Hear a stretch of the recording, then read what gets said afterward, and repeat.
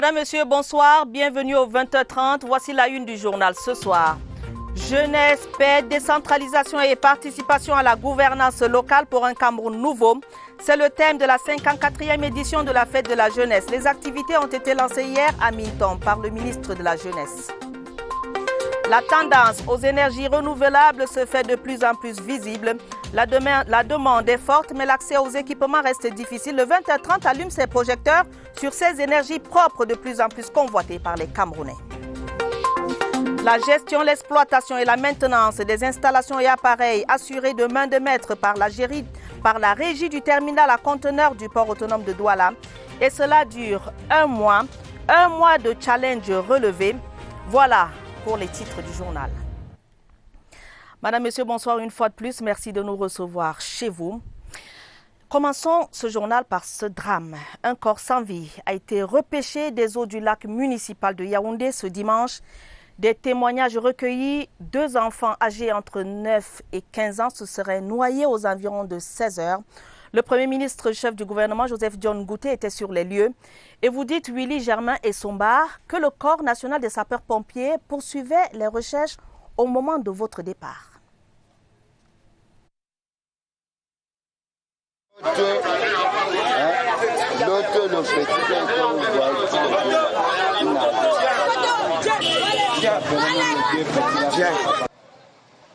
Selon les riverains, il s'agirait d'une partie des baignades qui a mal tourné. Le premier corps non identifié est un jeune homme âgé d'environ 12 ans. Il a été sorti de l'eau et conduit par le corps des sapeurs-pompiers à la morgue la plus proche. Lorsque nous quittions les lieux, les fouilles se poursuivaient pour retrouver le deuxième corps. L'alerte aurait été donnée à la suite d'un coup de fil anonyme. Aussitôt informé, le Premier ministre chef du gouvernement, Joseph Dione Ngouté, en compagnie des forces du maintien de l'ordre, s'est rendu sur le terrain pour s'enquérir de la situation. Les éléments de la gendarmerie nationale ont érigé des barricades pour circonscrire le lieu de l'incident. Un gramme de plus qui appelle à la vigilance de tous. Les enquêtes permettront certainement d'apporter plus d'éclairage sur ce drame. Hier samedi à Mintom, dans la région du sud, département du Djaïlobom, le ministre de la Jeunesse et de l'Éducation civique, Mounouna Foutsou, procédait au lancement officiel de la 54e édition de la Fête de la Jeunesse. Le thème cette année, jeunesse, paix, décentralisation et participation à la gouvernance locale pour un Cameroun nouveau. Occasion pour le ministre de la Jeunesse de réaffirmer à la jeunesse la disposition du gouvernement à œuvrer pour son plein épanouissement et son insertion socio-économique. Daniel Stéphanie Mengue, compte rendu. Sous le manteau vert du bassin du Congo, Mintom, un bel écrin de forêt équatoriale, de terre fertile, d'une jeunesse dynamique. C'est dans cette cité carrefour entre le Cameroun, le Congo et le Gabon que le ministre de la Jeunesse et de l'Éducation civique est venu larguer les amarres de la 54e édition de la Fête de la Jeunesse. Un événement haut en couleur durant lequel le ministre Mounouna Foutsou a réitéré devant la jeunesse du Djaïlobo la volonté du président Paul Biya de faire de la jeunesse camerounaise le moteur de la prospérité du pays. Un appel du cœur à l'endroit d'une jeunesse qui doit consolider l'unité et l'indivisibilité de leur héritage commun, la nation camerounaise. Il appelle la jeunesse à contribuer à la promotion de la paix. Que chacun puisse, n'est-ce pas, réellement saisir les opportunités que leur offre, n'est-ce pas, ce septennat de grandes opportunités à travers déjà cette initiative Youth Connect qu'il a bien voulu padronner et qui aujourd'hui est au centre, n'est-ce pas, des lancements communaux, départementaux et régionaux. Le septennat des grandes opportunités cible en particulier la jeunesse camerounaise. Le ministre Mounouna Foutsou a d'ailleurs profité de ce lancement officiel pour mettre en route le concept Youth Connect, une plateforme numérique qui recense 24 heures sur 24 les opportunités offertes par le gouvernement camerounais à sa jeunesse. L'État a mis en place le projet Youth Connect qui permet aux jeunes d'avoir une plateforme numérique pour connaître tous les programmes qui peuvent les aider à financer leurs projets. Aujourd'hui, l'État vous donne la possibilité de commencer avec 0 francs.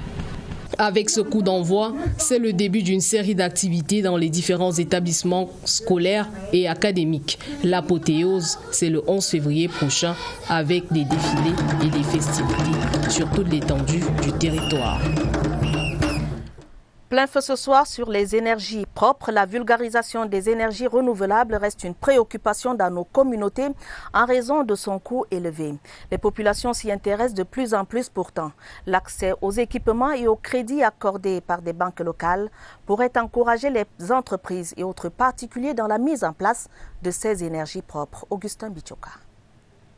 3 catégories d'énergie renouvelable permettent de plus en plus aux communautés d'assurer la dépendance en énergie. On distingue la source d'origine éolienne, l'énergie solaire, enfin celle de type thermique. Mais leurs équipements ne s'offrent guère comme des bouts de pain. Nazer Sangou, directeur de la SPMF en énergie solaire. Le marché camerounais aujourd'hui est un marché très vaste. Le marché représente environ 500 milliards, dont on parlera de 700 millions d'euros, on parlera des milliards, c'est ça. Mais malheureusement, il y a un obstacle. Cet obstacle-là est lié au financement. Et le deuxième obstacle, c'est lié aux mesures douanières sur les équipements. Pour pouvoir assurer une autonomie d'énergie, il existe des possibilités qui s'offrent soit aux entreprises, soit aux particuliers. Confirmation de Nazer Nsangou, spécialiste en énergie solaire. Le président de la République a signé une loi sur les énergies renouvelables où chaque Camerounais est libre d'utiliser son énergie qu'il produit en termes des énergies renouvelables. Mais sauf que dans la mise en œuvre de cette disposition, les énergies restent taxables en douane et du coup ça fait que le prix de panneaux solaires est encore cher sur le marché comparativement au Burkina Faso, comparativement à la Côte d'Ivoire. Comme le Cameroun est la porte d'entrée des pays de l'Afrique donc ce qui est cher pour le Cameroun va être cher pour le Tchad et dont les banques camerounaises en termes de fiscalité n'ont pas encore intégré ce qu'on appelle le green business. Le green business, c'est l'économie verte. Qui voudrait dire que l'argent de crédit à l'énergie solaire doit être détaxé, doit être un coût réduit auprès des banques. L'élection prochaine des conseillers municipaux et députés donnera l'occasion aux élus locaux de mettre un accent sur la mise en œuvre des énergies renouvelables. Longtemps considérée à tort comme étant l'apanage des nantis, l'énergie solaire se révèle progressivement aux Camerounais de plus en plus accessible. Cette énergie semble désormais résoudre l'équation du déficit et de rationnement de la denrée énergie électrique. Elvire Ninangali m'a rencontré quelques utilisateurs. Efficacité et satisfaction assurée. Le déficit énergétique n'est plus qu'un souvenir lointain pour John Kalou. Grâce à son kit solaire, il a assuré sereinement depuis 4 ans son travail de coiffeur. L'énergie solaire, je n'ai pas de problème avec l'électricité. Si je n'y ai pas, je travaille 24 heures. Ça marche très bien. Comme John Kalou, de nombreux autres Camerounais affluent de plus en plus vers les énergies renouvelables solaires. Une tendance qui séduit en même temps qu'elle garantit un certain être. Et l'on ne lésigne pas sur les moyens pour s'en approprier. Avec moins d'1 million, tu t'installes déjà un kit solaire chez soi. Je pense que c'est plus bénéfique. Client satisfait, le business est florissant pour Lucien Feuzeux et ses collaborateurs pour satisfaire la demande sans cesse croissante. Les vendeurs ne manquent pas d'ingéniosité. Notre clientèle elle est mixte. Nous avons des particuliers. Nous travaillons déjà chaque jour pour que tout le monde, même la maman qui cultive son manioc au village, puisse avoir une source d'énergie pour être autonome. Chaque mois, quand même, en moyenne, nous pouvons enregistrer entre 7 à 8 installations. La tendance a le vent en poupe. Lucien en a même fait sa propre invention. Un kit solaire à multiples fonctionnalités. De la lampe solaire à la plaque solaire en passant par l'énergie éolienne. Pour ces spécialistes du domaine, l'usage de ces appareils solaires garantit une assurance durable de moins 25 ans. Allons à Maroua, dans la région de l'extrême nord, où la Banque mondiale et la Sonatrel ambitionnent de résoudre le déficit d'électricité dans cette partie du Cameroun dans les tout prochains jours. C'est l'essentiel à retenir de la récente mission des experts de la Banque mondiale dans la capitale régionale de l'extrême nord. Augustine Asta pour les détails.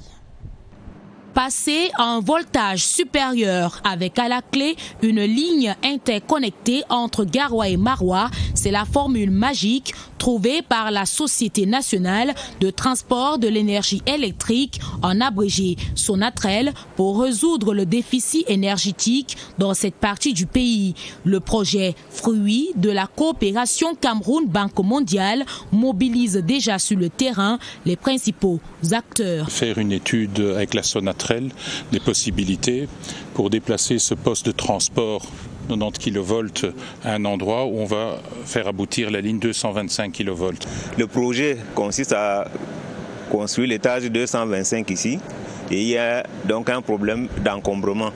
L'objectif de la mission, c'est de trouver l'emplacement optimal pour ce poste sans empêcher la population d'avoir de l'énergie. De l'avis des experts, ce projet a un enjeu très stratégique. Nous avons une ligne 225 kV qui va permettre de renforcer la capacité de transit, n'est-ce pas, dans cette partie septentrionale du pays notamment, qui va permettre aussi d'assurer l'interconnexion entre le Cameroun et le Tchad.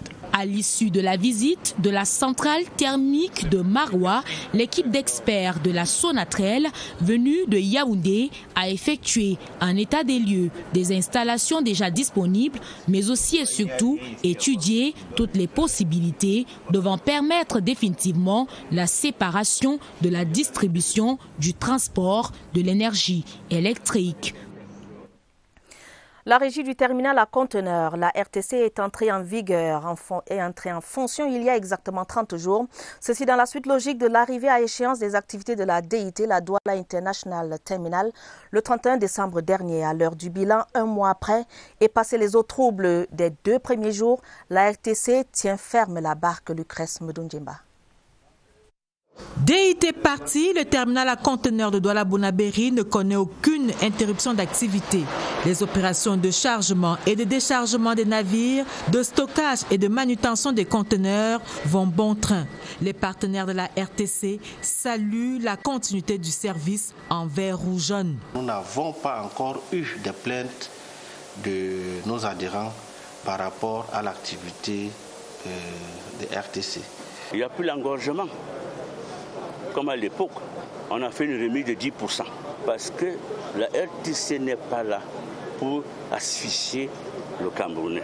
Sur le plan opérationnel, le port a gardé son attractivité. Nous avons manutentionné sur les quais plus de 20 000 conteneurs. Sur le port également, nous avons fait plus de 20 000 conteneurs. En termes de navires, nous sommes déjà à plus de 20 navires également manutentionnés. Vous savez, moyenne de 1000 conteneurs par navire en janvier 2020 comparé à ce que le prédécesseur a fait en janvier 2019. Nous n'avons pas un écart significatif.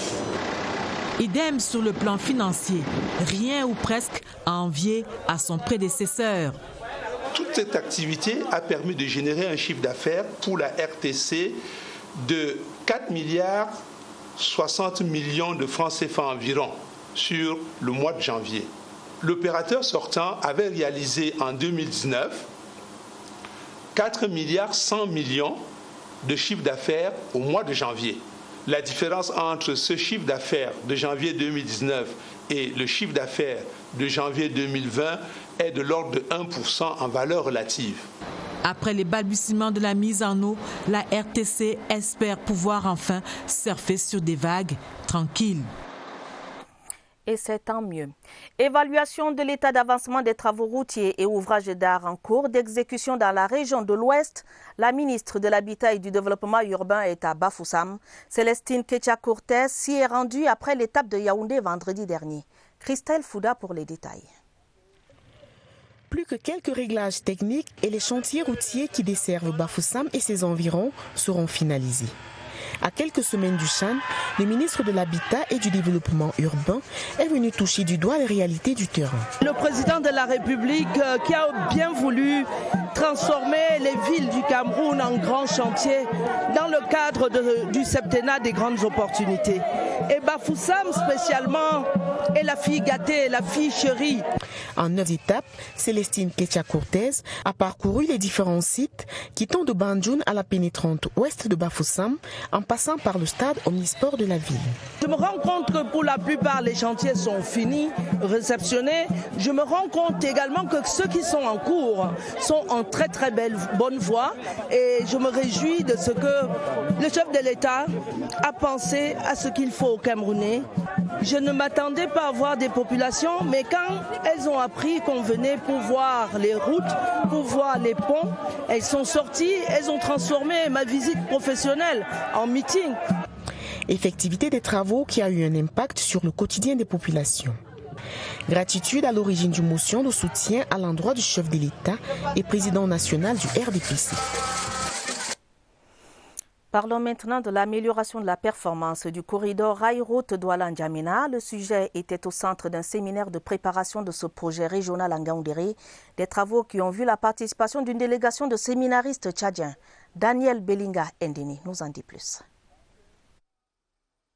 Durant 2 jours d'affilée, la ville d'Ngaoundéré a abrité le séminaire de préparation du projet régional pour l'amélioration de la performance du corridor route Douala-N'Djamena. Un projet bienvenu pour la délégation tchadienne présente. Le Tchad, c'est un pays sans littoral et le corridor N'Djamena-Douala a un potentiel économique pour notre pays. Les 2 pays frères et amis, lors de ce séminaire, ont également épilogué sur le prolongement du chemin de fer jusqu'à N'Djamena. Pour ce faire, un partenaire financier, la Banque mondiale. C'est à la requête des plus hautes autorités de ces 2 pays que la Banque mondiale est fière et heureuse de préparer ce projet. Le gouverneur de la région de l'Adamawa, président des séances, a relevé la portée économique d'une telle ambition, digne des grandes opportunités. C'est un corridor qui charrie beaucoup d'intérêt, beaucoup de passion, parce que c'est un corridor qui sert à transporter les marchandises et d'autres instruments économiques. Reste donc tout simplement l'application des mesures prises dans ce séminaire, toute chose qui viendra améliorer le quotidien des populations riveraines. Prévention et sécurité routière avec ce rappel, une campagne électorale réussie passe par une sécurisation des mouvements des personnes et des biens sur les routes. La gendarmerie nationale s'y attelle à propos. Cas pratique, l'axe Yaoundé-Douala où ce corps d'élite de l'armée camerounaise y a déployé un dispositif particulier pour freiner les ardeurs des mauvais usagers. Pierre Evembe. La gendarmerie fait sa campagne pendant cette campagne électorale. Ici, ce n'est pas en termes de bulletins verts, rouges ou blancs, mais de feu. Et sur l'axe Yaoundé-Boumiébel, il est rouge pour les mauvais usagers. Ceux-là qui veulent tenir des meetings dans l'au-delà. La gendarmerie nationale dit non à ces délinquants routiers. 0 accident, c'est l'objectif de cette descente de l'opération contrôle, surveillance, répression. Tout a été mis en place et les Pandos sont devenus des militants de l'érection d'une surveillance nationale sur les principaux axes routiers. La période actuelle, c'est une période de campagne électorale et il y a beaucoup de déplacements des partis politiques, des militants des partis politiques ainsi que les candidats pour les différents meetings. Et notre présence sur cet axe, c'est pour éviter qu'il y ait des accidents et c'est pour sécuriser tout mouvement sur cette route afin que des matériels illicites ne transitent pas à travers cette route. Voilà pourquoi notre dispositif est là pour combattre d'abord, premièrement, l'excès de vitesse, parce que c'est la principale cause des accidents sur cette route. Tolérance zéro et incitation à conduire de façon responsable pour participer de façon entière au développement de leur pays. 7000 déplacés internes de la crise sociopolitique du nord-ouest et du sud-ouest vivent à Koutaba, c'est dans le département du Noun, région de l'ouest. Pour alléger leur souffrance et leur redonner le moral, le docteur Théodore Sangou, élite de cet arrondissement et par ailleurs directeur général de l'EDC, leur a offert des dons, des matériels de première nécessité. Les bénéficiaires ont salué ce geste de cœur tout en remerciant les populations de Koutaba pour leur accueil. Le donateur a également invité les femmes déplacées à s'organiser en coopérative ou en association pour leur meilleure insertion économique. Le collectif des jeunes patriotes avec Paul Biya réaffirme son soutien au chef de l'État et sensibilise les jeunes au vote pour le double scrutin du 9 février prochain. Une marche patriotique dans les artères de Yaoundé s'est tenue hier. Stéphane Zembomo. Le centre-ville de Yaoundé, pris d'assaut par un millier de jeunes, tous acquis à la cause du président de la République Paul Biya. Entre leurs mains, des pancartes affichant entre autres des messages de sensibilisation et surtout leur détermination à soutenir sans relâche le chef de l'État. La jeunesse camerounaise consciente et patriotique a bien voulu magnifier et témoigner son soutien total, inconditionnel et indéfectible à l'endroit de l'homme de la paix, le monument de la sagesse africaine, l'homme épris de paix, j'ai nommé son excellence M. Paul Biya. À y voir de près, au cours de cette marche patriotique, on a pu observer une jeunesse qui, à travers chants et animations divers, ne cache pas sa fierté d'appartenir à Paul Biya. Engagement réaffirmé devant le sous-préfet de Yaoundé 1er au terme de la marche de soutien à l'homme du 6 novembre. J'adhère parfaitement à la volonté du collectif des jeunes patriotes qui aujourd'hui ont voulu manifester leur volonté de voir le Cameroun rester paisible, soutenir le chef de l'État. Et parce que les prochaines consultations électorales approchent à grands pas, Steve Michel Aka a aussi invité les jeunes à voter uniquement les listes du RDPC au soir du 9 février prochain. En culture, la communauté Kapsiki du Nigeria et du Cameroun en symbiose à Rumsou, dans le Mayo-Tchanaga, région de l'extrême nord. C'est à l'occasion du festival annuel de ce peuple. Rites, coutumes et autres sacrifices pour témoigner leur gratitude au Tout-Puissant pour les belles moissons agricoles. Isaac Dimaïsou est à Maroua. Une symbiose avec la tradition ancestrale, une occasion pour magnifier le dieu Chalar, lui qui a permis que la production soit abondante au terme de la saison agricole qui s'achève. Qu'on organise la fête pour faire une bonne année pour le prochain. Et encore pour faire pour les bénédictions pour les enfants qui sont à l'école. Cette fête des récoltes, encore appelée le La, correspond à la fin de l'initiation en pays Kapsiki. Dans notre tradition ici, pour être d'abord homme, il faut faire l'initiation. Il y a plusieurs étapes pour s'initier. Il y a par exemple aller dans des montagnes, visiter des quartiers. Si tu n'es pas initié, tu ne peux pas parler devant les gens. Nigérians et Camerounais issus d'autres traditions trouvent leur compte dans ce festival annuel. C'est ce que nous avons de particulier en tant que peuple. Donc nous devons continuer à organiser ce genre de manifestations pour pérenniser notre culture et en même temps la promouvoir, la faire valoir pour que la génération future garde toujours ses patrimoines. Le coûteux aimé traditionnel très nourrissant et dessoulant accompagne chaque instant de la fête et la danse des jeunes mariés vient rehausser l'éclat du festival.